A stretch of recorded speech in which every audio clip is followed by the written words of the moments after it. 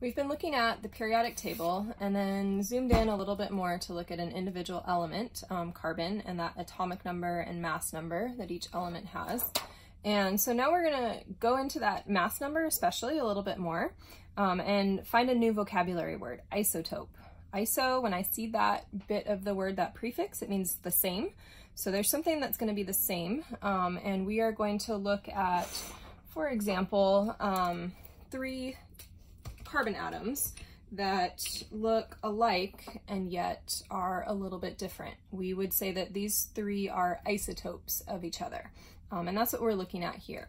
So let's read the definition of an isotope. An isotope is when you have atoms of the same element with different numbers of neutrons. So the protons are the same, the electrons are the same.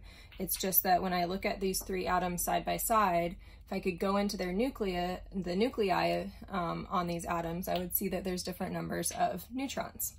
Some of these isotopes occur naturally and others synthetic. That means made in a lab or factory or whatever. Synthetic isotopes are also existing. Oh, there it is. So we are considering only neutral or no charge isotopes here. They don't have a positive charge or a negative charge. So first of all, if we can back up to what we saw on the periodic table, if we have large natural samples, that's what we're seeing numbers for on the periodic table. And as I look on the periodic table in a large sample of carbon, so say that might be a piece of graphite or a diamond, for example. So a piece of graphite here, that's a huge sample of carbon atoms, okay? Every carbon atom in that large sample has 6 protons. If I had some iodine, like I would use for thyroid imaging, every atom of iodine in that sample has 53 protons. So these are my P pluses. However, notice that the mass here is not a nice round even number. So over here, if I broke all of this down into individual atoms, right? So if I had atoms, I would find that there were actually 3 different types of atoms present in this graphite sample here. And those are called C12, C13, and C14. You've maybe heard of C14 before. So this is what's called a bristlecone pine. I've never actually seen one, so it's on my bucket list to see. But we have these in California and in Nevada. They're the oldest trees on Earth. And if we want to date them and find out how old they are, so if we date these, especially if they die, which takes them about 4,000 to 5,000 years to die. So super cool trees, so old.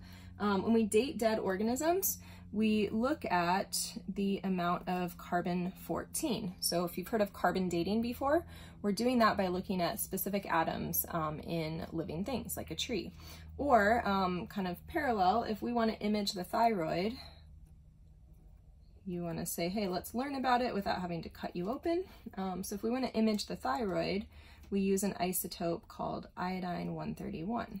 And so these are isotopes, certain versions of carbon or a certain version of iodine. So what makes these isotopes the same? What makes them different? First of all, one of the things is how frequently they show up in nature. So carbon-12, again, if I've got my 3 carbons here, carbon-12 would have 6 protons because every single carbon atom has 6 protons. So I'm just going to highlight 1, 2, 3, 4, 5, 6. Carbon-13 would also have 6 protons. Carbon-14, you would also see 6 protons. Okay, I just picked 6 to highlight. However, these are what we call the percent natural abundance, so how much you would find out in nature. And if we take all of those percentages, we say, oh, most of the carbon in the world is carbon-12. And so this 12 here is very close to that 12 there. If I take all these masses and I average them together, so if they're averaged together, I get this mass right here, 12.011.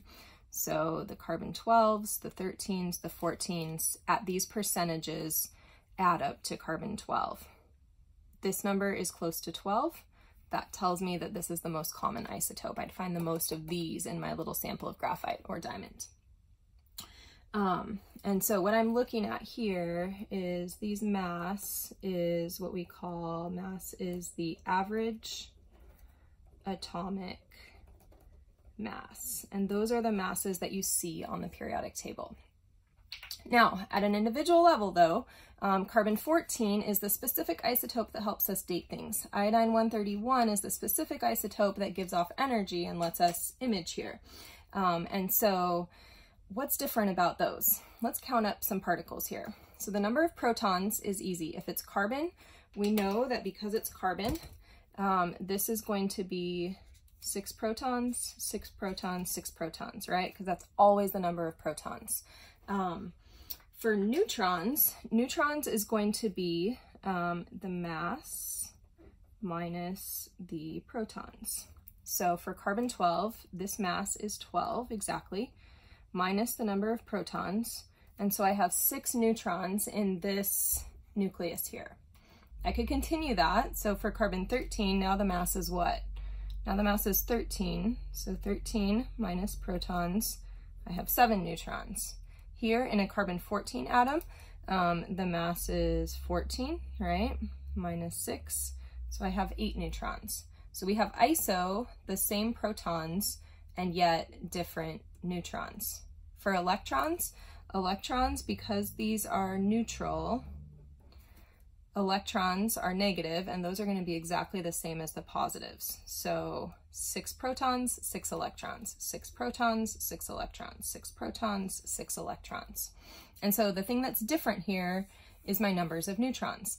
Now sometimes when you add more neutrons, that makes your element unstable. And if it's unstable, we had a word for that at the very beginning, that was a radioisotope.